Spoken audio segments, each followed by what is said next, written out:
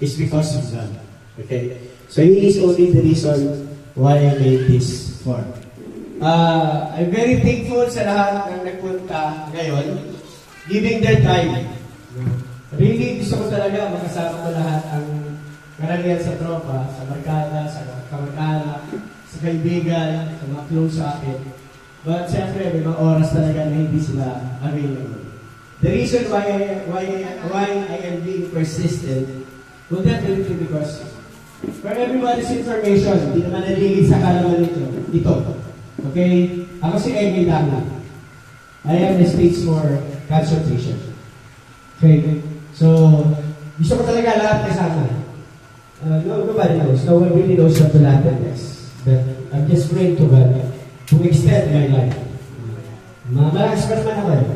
Pero you have seen naman, di ba, yung mga tao may sakit na cancer, di ba? So, habang okay pa yung buhok ko, yan. Okay pa yung katawan ko, yan. At least tayo-tayo na. So, that's the reason why I'm being persistent. Siyempre, sa mga tao na iinis sa akin, nagagalit sa akin, nagawa ko lang masama, patawarin nila ako. Okay. Patawarin nila ako.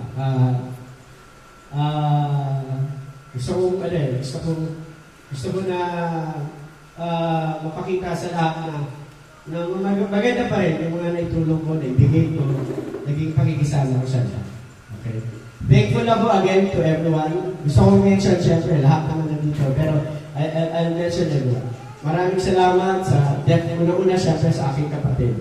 Si Kuya Noel, kay Ate Tess, sa kanyang family, si Direk Yan, for being here and taking time. Actually, they are busy also. But still, they took time. Salamat Kuya Noel for being here. Of course, salamat sa barkada. Actually, the rest is my tropa na yun. Yung baglates eh. Yung biglaan alis yan. Talaga pag biglaan lang talaga tayo. Ito hindi to biglaan ha. Ito planado to. Pero salamat. Siyempre, nandyan si Dudes. Yan, Dudes, thank you. Si Dudes kasi yung talagang nag-take time din para magkasikaso ng lahat. Kasama ko siya yesterday pa. Doing things for me para sa preparation. Asa si Dudes? Dudes, John, pare, thank you. Yan. Thank you kay Tawi. Ayan. Supposedly, dapat nasa Australia yan. Ano ba? Dapat umuwi yan sa PRP, but he stayed at sumama siya sa birthday. Totoo nyo, dapat magbubukas ng kanyang Budbud restaurant. Restaurant na, pero again, nag-close siya. Para sumama birthday sa birthday. Of course, mga family ito, mga representatives na ito eh. Yan. But before, of course, malapit din sa aking mga pinsan. Ito, pinsang buko. Hindi rin ako binibitawan ito. Basta sinabi ko, doon siya. Although, minsan, sinasabi niya, sana, baka hindi ako makapunta. Pero, dumarating naman talaga siya. Kuya Fernand, thank you for coming also. Si Kuya Fernand. Gusto ko magkakilala na rin lahat. And then, representation. Of course, yung talagang numero 1 dapat wala rin dito. Dahil dapat magtitinda siya. Pero buti na lang inabot ko yung may-ari. At nag-asikaso sa atin natin. See the preparation, parang natin sa atin. Happy Hallelujah, where are you? Yan, representing of course the family of my Kuya Lino. Yan, si Ate Marie. And of course, hindi rin ako binibitawan ito ng mga pamangkin ko na ito.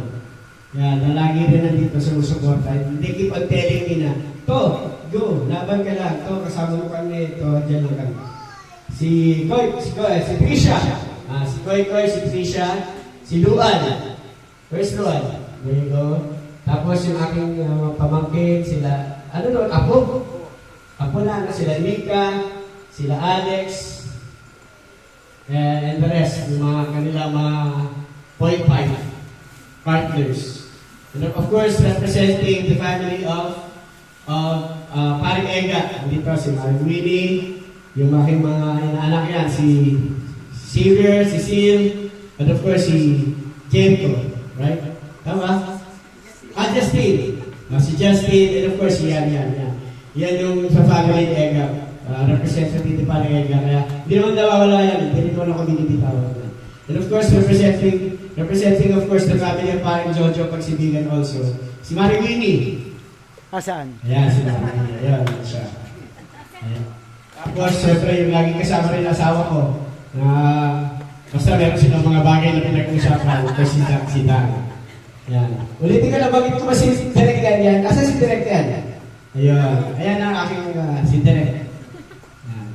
Mga gusto nyo magpaano yung mga indie films. Si Direk yan. Gusto ko mag-artista. Okay, si Marlon, who is every time one call away. Ayan, very responding yung kaibigan natin yan. Si Marlon, yung may-ari ng sasakyan. Thank you, Marlon, for being napakasimple yan. Isama niya yan. Isama niya sa paano, kasi pwede siya mag-cook, pwede siya lahat, pwede niyang gawin. Bukod sa pagiging driver. And of course, syempre, hindi ko rin makakalimutan si Tata Ray. Ayan, si Tata Ray. Yan. Nag-take time din yan.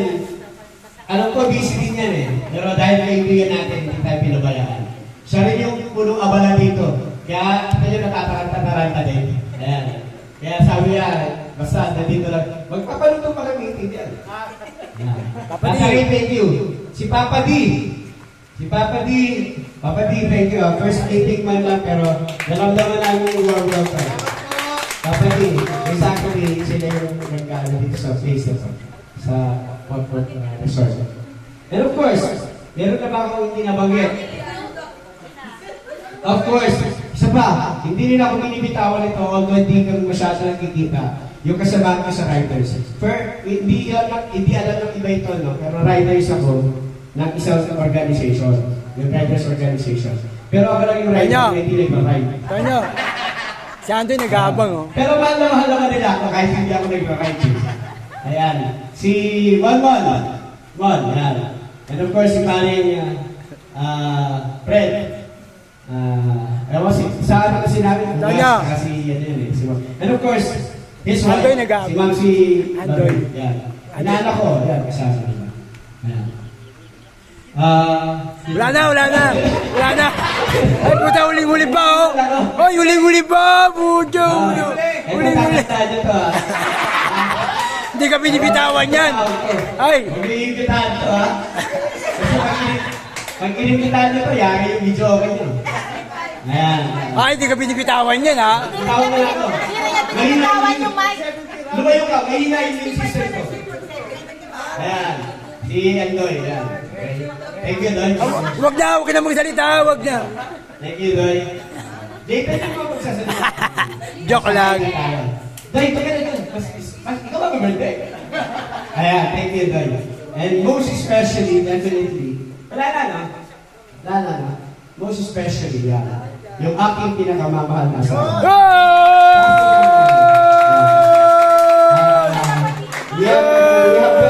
we have gone so long from ups and downs.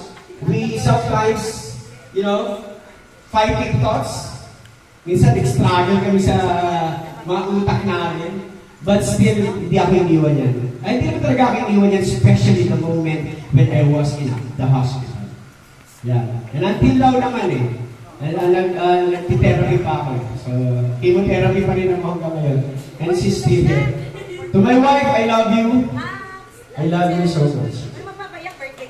Ayan, I love you so much. So, ayan. So, again, kung ito man yung ginagawa ko, pasensya na kayo, nagutom kayo ng konti. Pero siguro naman after this, na tayo, kasiyahan na tayo. Okay? So, maraming salamat sa inyong lahat na nagpunta rito. I really appreciate it. Highly appreciated sa pagpunta ninyong lahat dito sa aking birthday. Again, I'm 55 years old. And this is your guy who is still for cancer patient na lumalaban. Okay, maraming salamat. Now, this time, tawagan ko si Direk yan to pray for the grace before meal.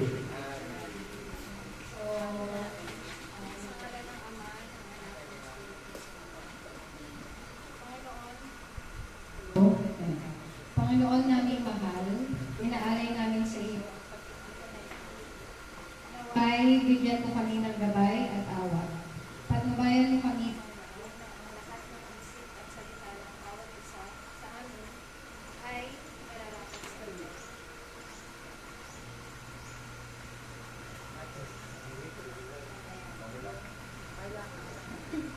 Okay lang.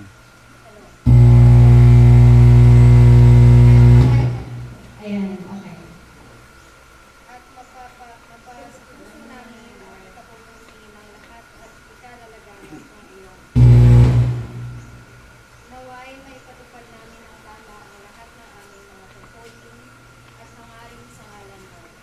Basbasan mo kami o Panginoon, gayon din ang mga pagkain ng Diyos na ito na ngayon ay aming pagkakataon.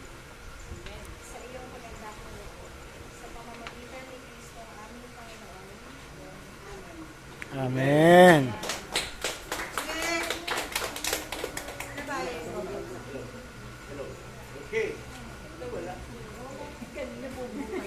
Amen.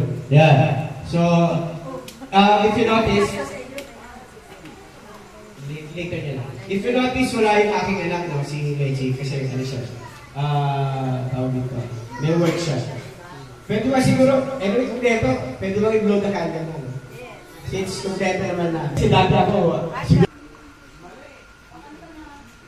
Kokoy, alam yan.